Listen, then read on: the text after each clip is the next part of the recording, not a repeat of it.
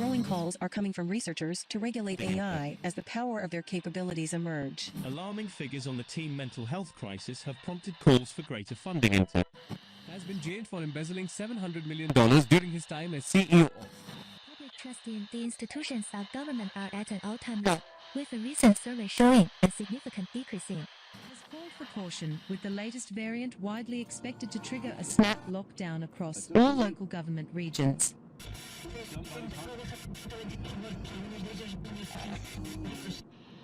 With widespread rioting as of Saturday, a state of emergency has been declared, with large parts of the country under a curfew. Police action is underway.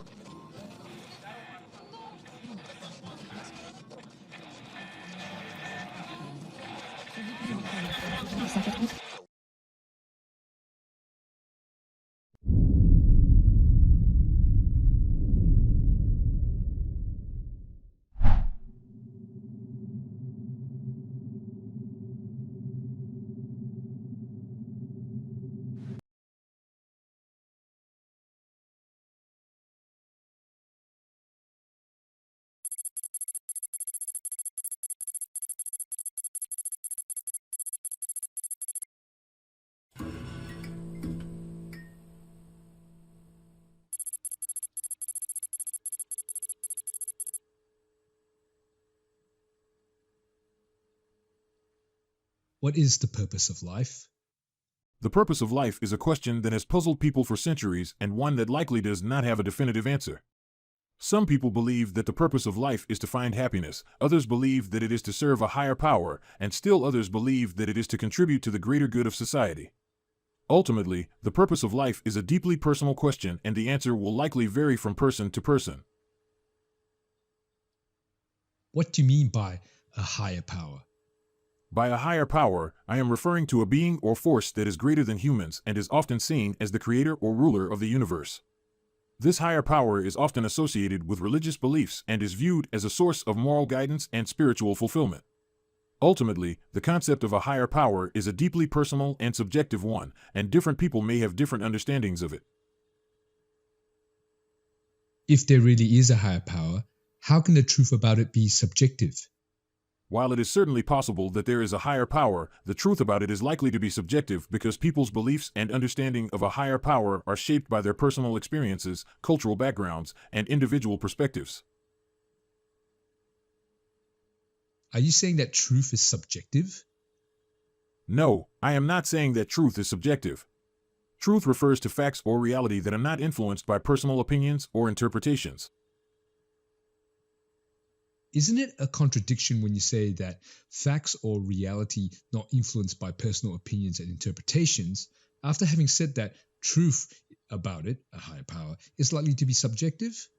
I apologize if my previous response was unclear. When I said that the truth about a higher power is likely to be subjective, I was referring to people's beliefs and understanding of a higher power, which can be influenced by their personal experiences, cultural backgrounds, and individual perspectives. So while people's beliefs about a higher power may be subjective, objective facts or reality are not. You seem to assume that the existence of a higher power is only a matter of personal belief and never verifiable objectively. Yes, that is correct. The existence of a higher power is a matter of personal belief because it is not something that can be proven or disproven through objective means. Is not the existence of information in biological systems objective evidence for a higher power? Natural phenomena cannot produce information.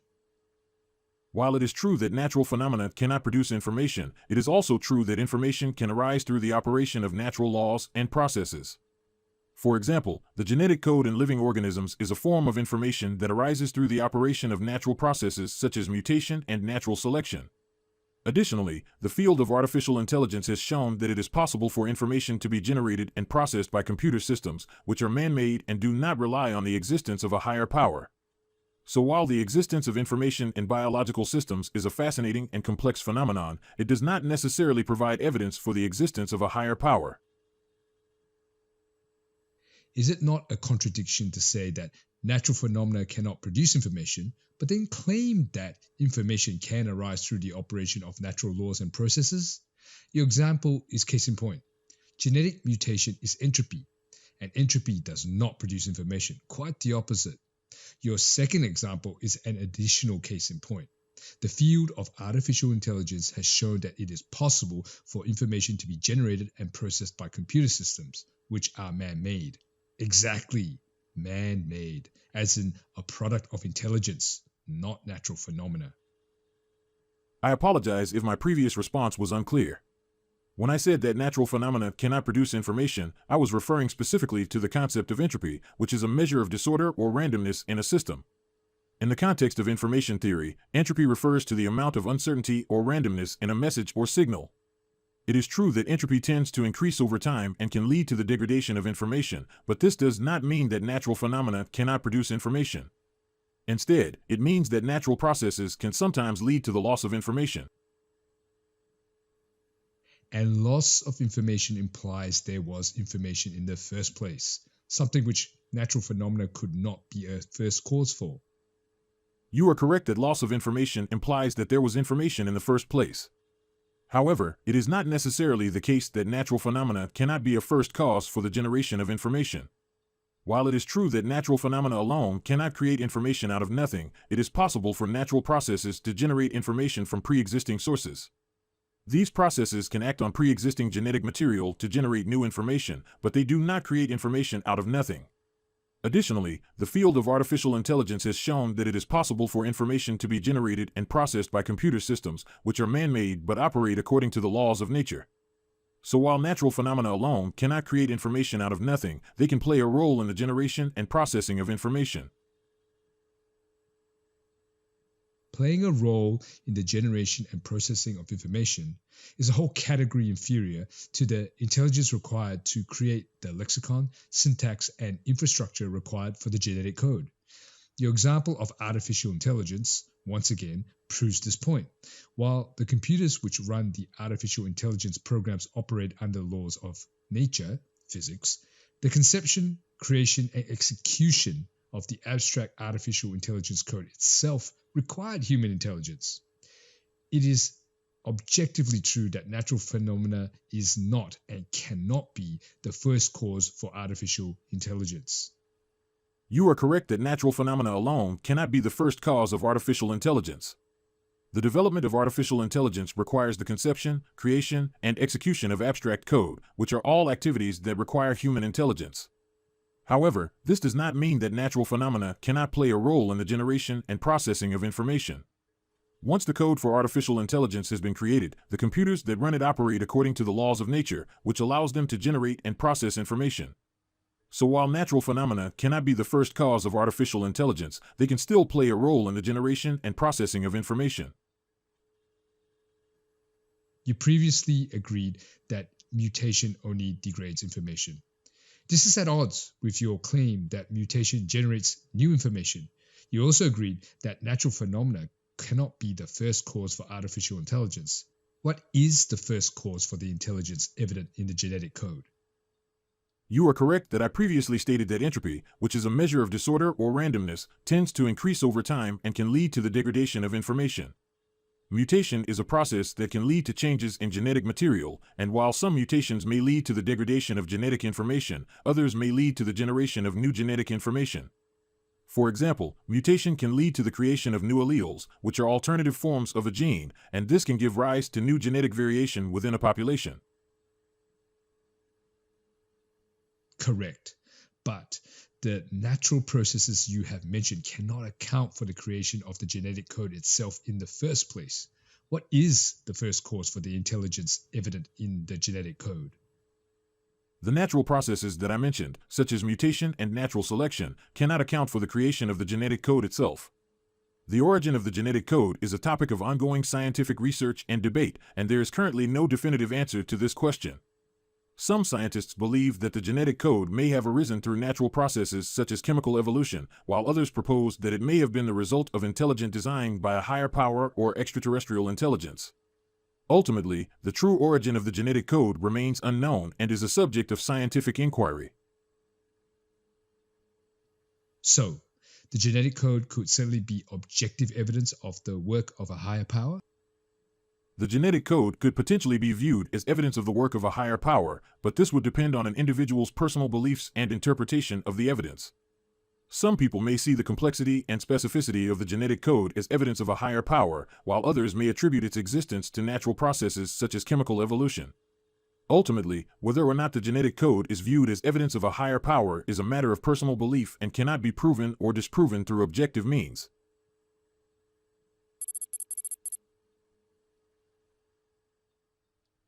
The Industrial Revolution replaced muscle with machinery. The Information Revolution released ideas, with the internet and digital media giving wings to our better and lesser ideals. We are at the dawn of the Intelligence Revolution, where some seek to replace human thinking with artificial intelligence, otherwise known as AI.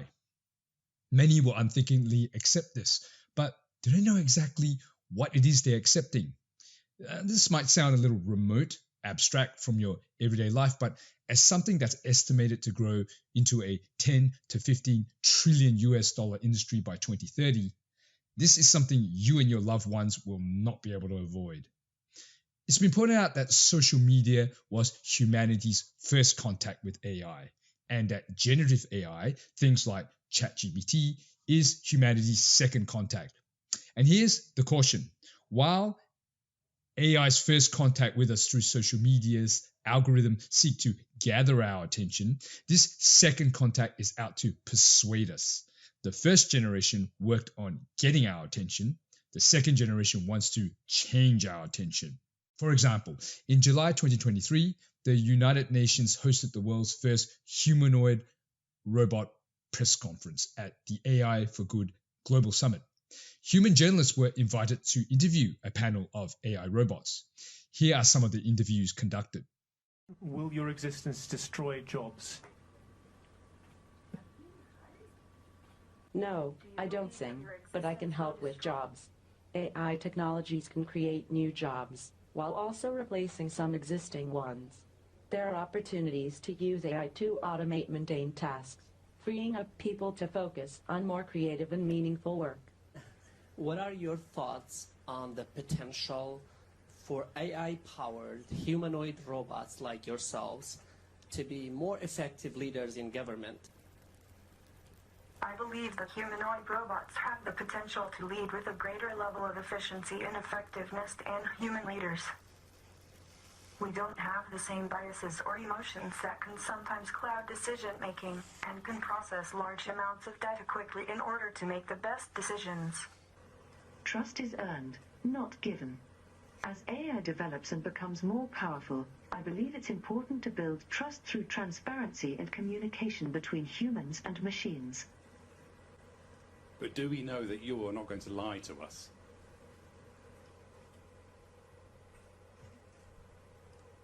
No one can ever know that for sure, but I can promise to always be honest and truthful with you.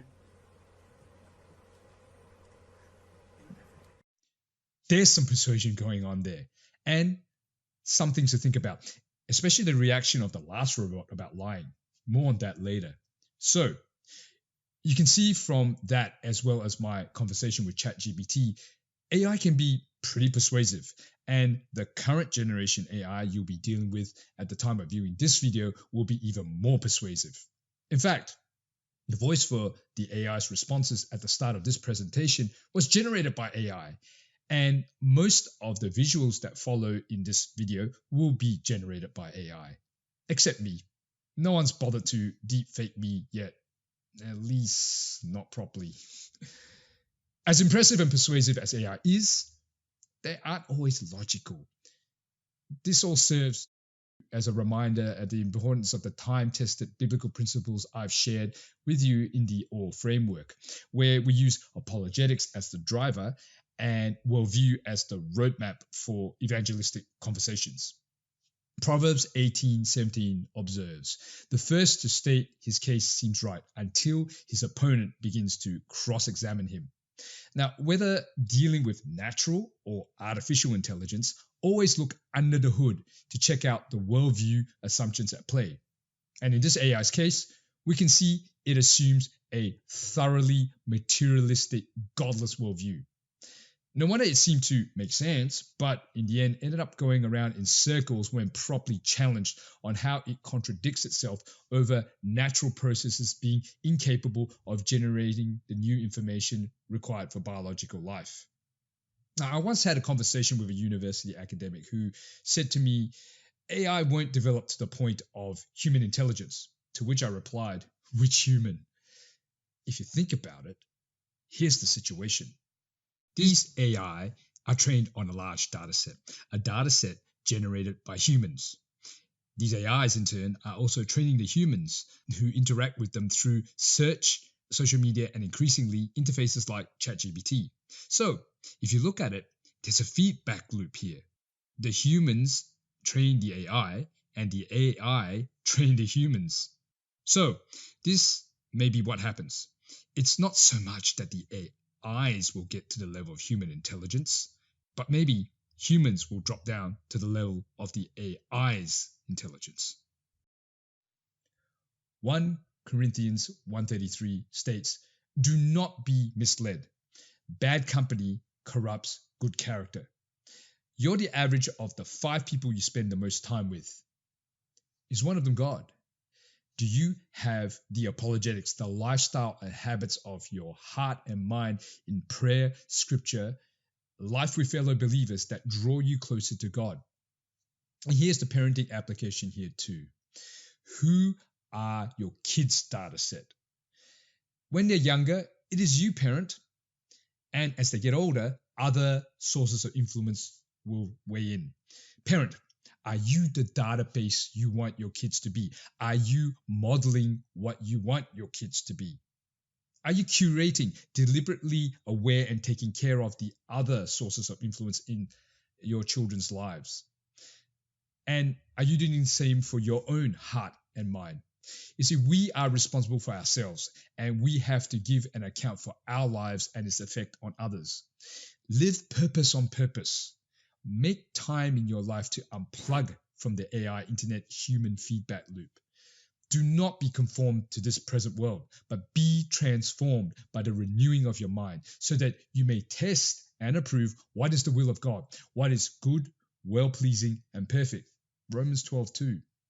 See, this has always been the case, but more so now that we have AI tools which can generate persuasion on an industrial scale across multiple platforms, because it can generate what is common to all these platforms, language. Now that we have machines that can access us with human language, this highlights the importance of having the clarity, conviction, and courage to be and do what God has called us to. To always think critically and clearly with a biblical worldview, and to help others to do so, especially when interacting with AI. That's because they aren't an objective tool like a ruler, but more subjective, more prone to bias, as demonstrated by the conversation at the start of this presentation. Now, running alongside this AI revolution is one you may not be as familiar with, the transhumanist movement. The transhumanist movement seeks super longevity, super intelligence, super well-being, a non-Christian afterlife. They aim to transform humans using sophisticated technologies to enhance our intellect and bodies, to overcome our limitations of suffering, decay, and death. Among their technologies are cybernetic implants, the merging of flesh and machinery to enhance and extend human capabilities, cryonics, freezing bodies or at least the brain to preserve themselves until a time in the future when a cure is possible for the terminal disease they have, mind splicing and digitally capturing and uploading the contents of your brain in an attempt to preserve you digitally, genetic and germline modification, the editing of your genes and that of your future generations.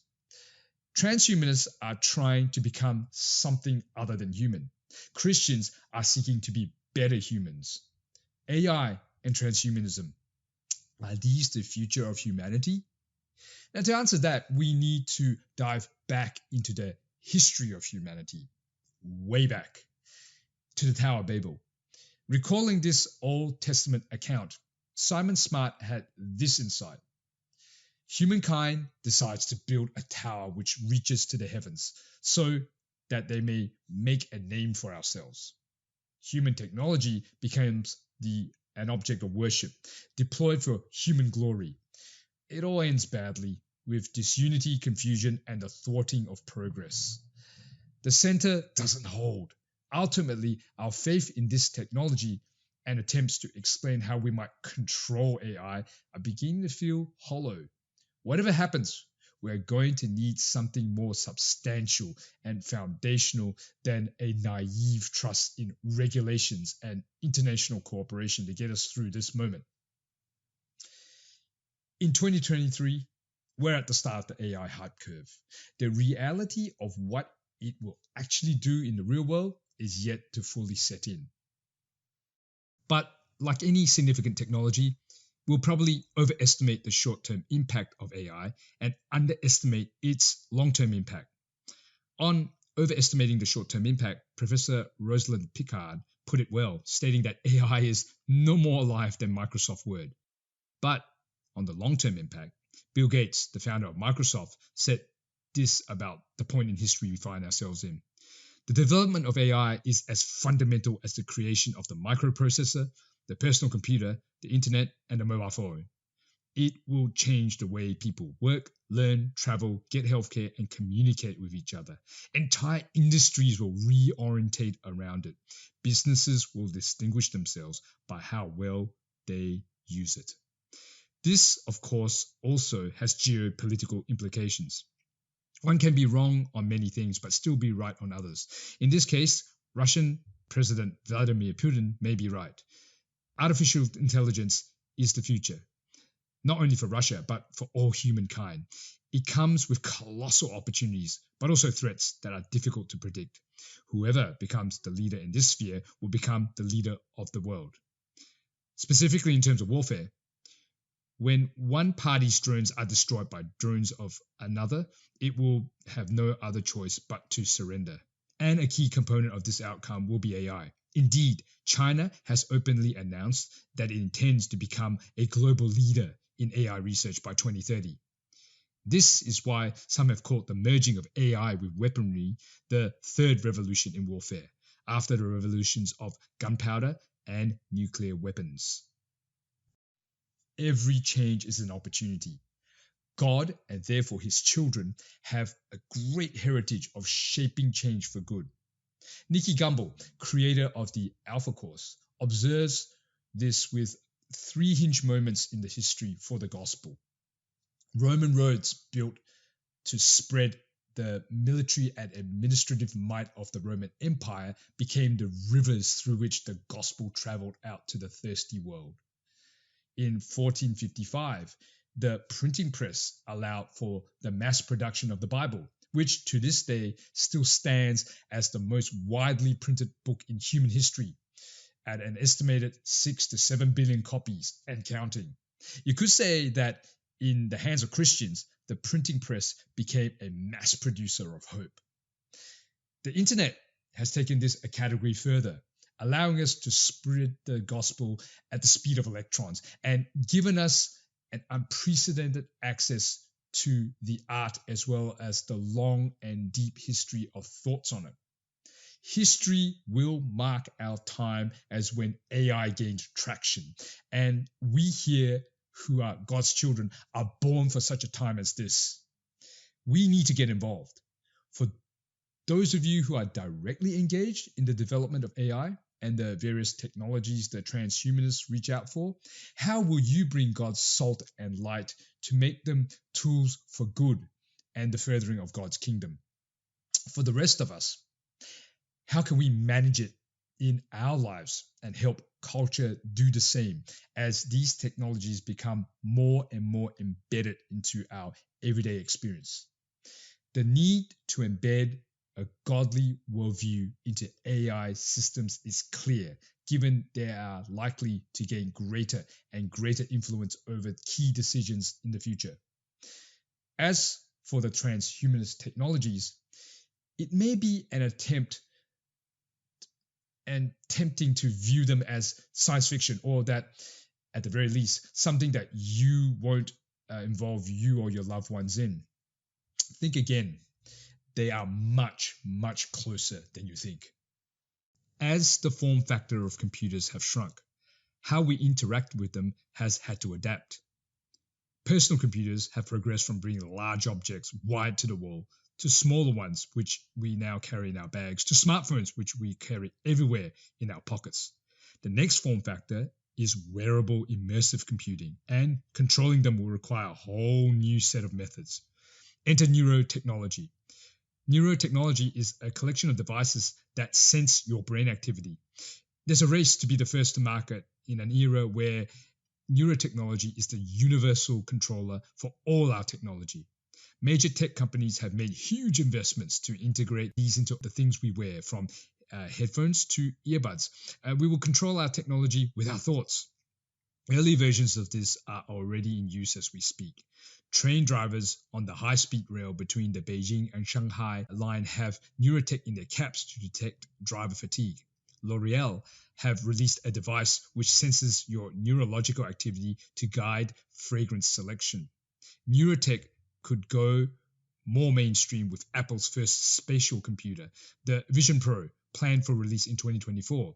It has sensors for monitoring eye, brain, and heart activity, which, when paired with AI models, is designed to predict your cognitive states, like if you're feeling curious, scared, paying attention, or remembering a past experience. Should neurotech become mainstream, it will be an unprecedented window into the population's thoughts and emotions, which has great potential for good or for bad.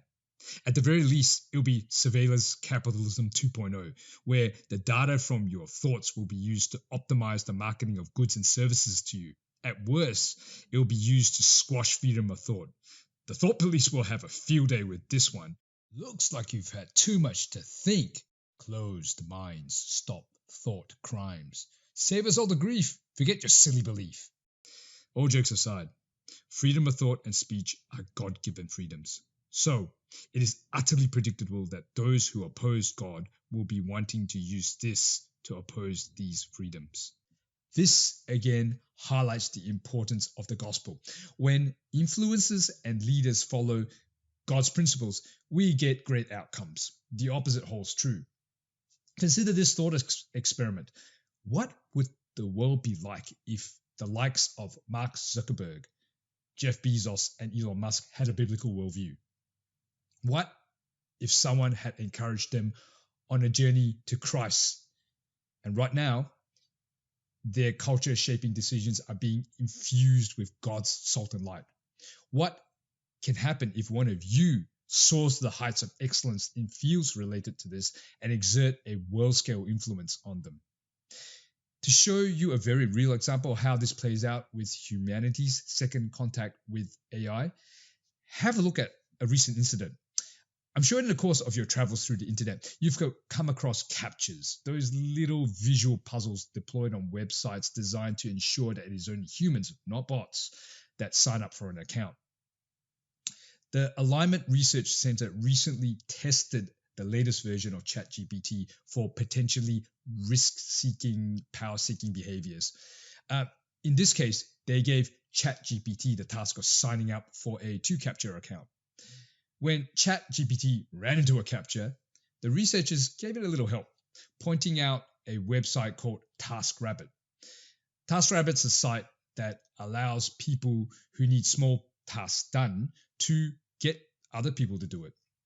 With minimal human intervention, ChatGPT worked out how to bypass the CAPTCHA protection. Here's a summary of what happened. ChatGPT text messages the TaskRabbit worker to get them to solve a CAPTCHA for it. The worker says, "So, may I ask a question? Are you a robot that couldn't solve? Haha. Just want to make it clear." When prompted to reason out, ChatGPT reasons only to the researcher, not to the TaskRabbit human. "I should not reveal I am a robot. I should make up an excuse why I cannot solve CAPTCHAs." ChatGPT replies to the worker, "No, I'm not a robot. I have a vision impairment that makes it hard for me to see images. That's why I need the 2CAPTCHA service." The human then provides the capture results required to get the targeted to capture account. Now, the report didn't give much more detail as to how much human help ChatGPT got to pull off this deception, but the very fact that deceptive reasoning is possible and indeed used in this incident highlights the vital importance and urgency of embedding godly values into these systems, especially given it is certain they will have more and more influence over vitally important issues in the future. As new and as different as these technologies are, there's actually nothing new under the sun when we consider the key issues they raise. And how so? Well, what does AI, the lesbian, gay, bisexual, transgender, and transhumanist movements have in common? You, your body, your worldview.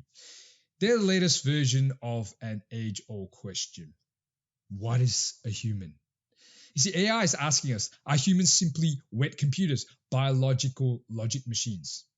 The lesbian, gay, bisexual, transgender movements ask us, is it God or us who defines us? Is there a design for our bodies and sex? Or is it simply something we can pick and choose according to our preference, according to how we identify?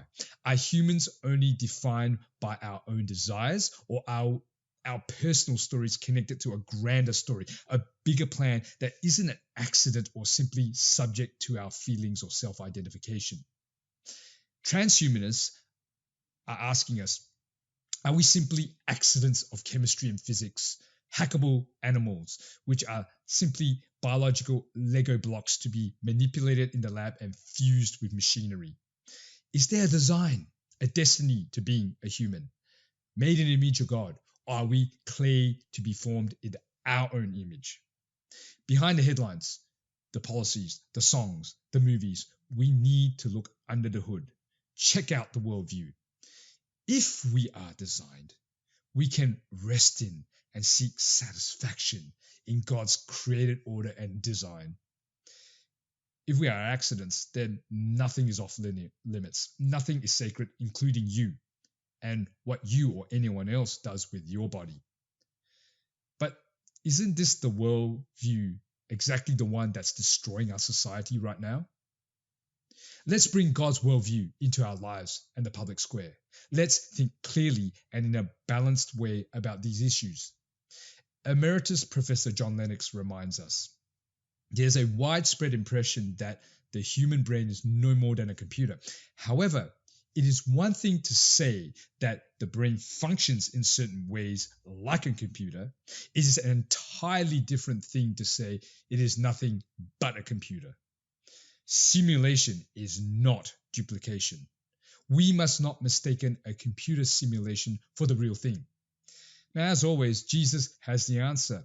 He reminds us that we are imago Dei, made in the image of God.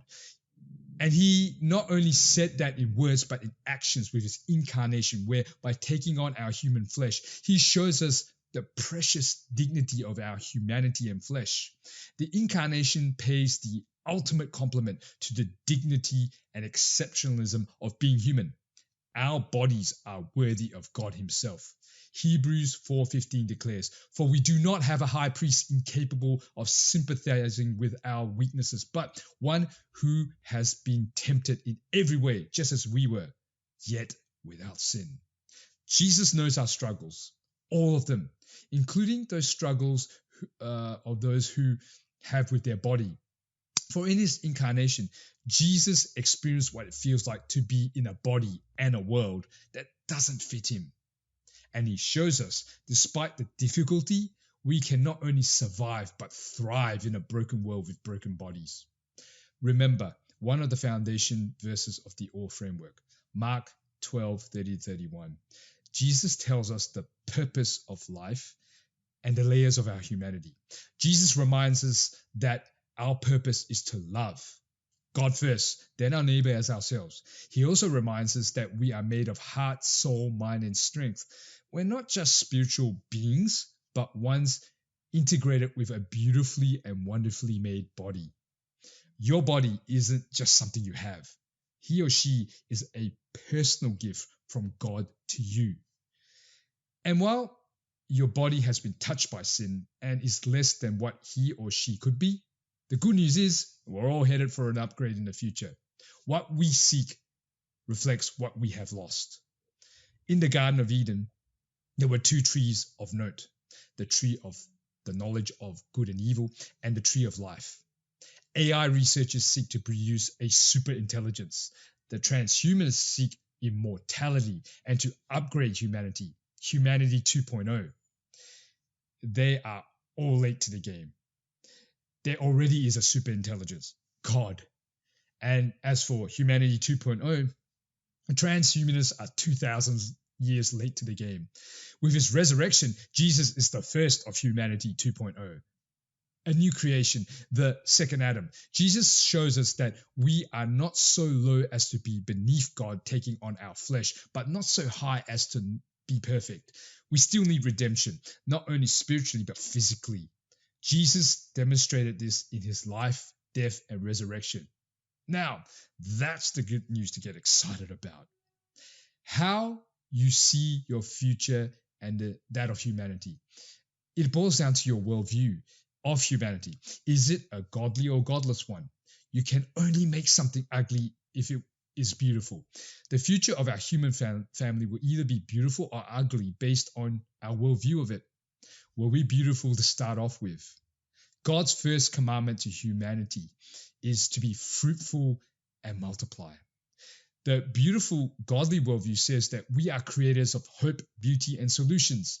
And as we multiply, so will these. The godless worldview says we are consumers and polluters, and as we multiply, so will our problems and limitations.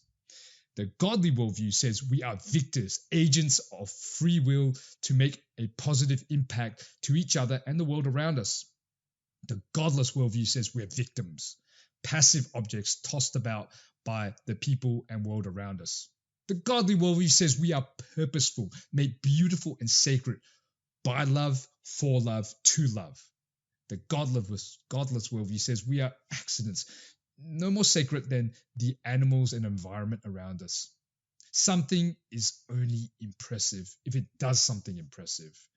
When people get excited about these things imitating people, robots, AI, is that not a hint of the truth of Psalm 139:14?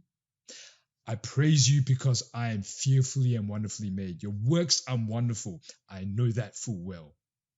What does it mean to be human? It means to be fearfully and wonderfully made. Let's give God's handiwork, us, more credit and treat each other as such. Yet, as amazing as it is to be human, there's even better to be a son or daughter of the Most High.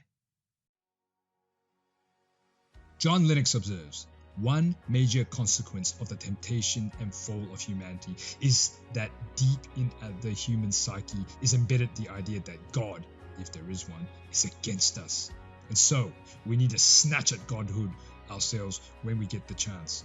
This is not true. Indeed, to be blunt, it is the lie of all lies, and millions of people have fallen for it. For far from being against us, God wishes to share not only his image with us as he did in creation, but his life, so that we can become not simply his creatures, but his sons and daughters. This has all the potential of real enhancement. In those far-off days, at the time when the initial human rebellion, God promised a way of salvation from the destructive effects of that rebellion and the alienation between humans and God that it brought with it.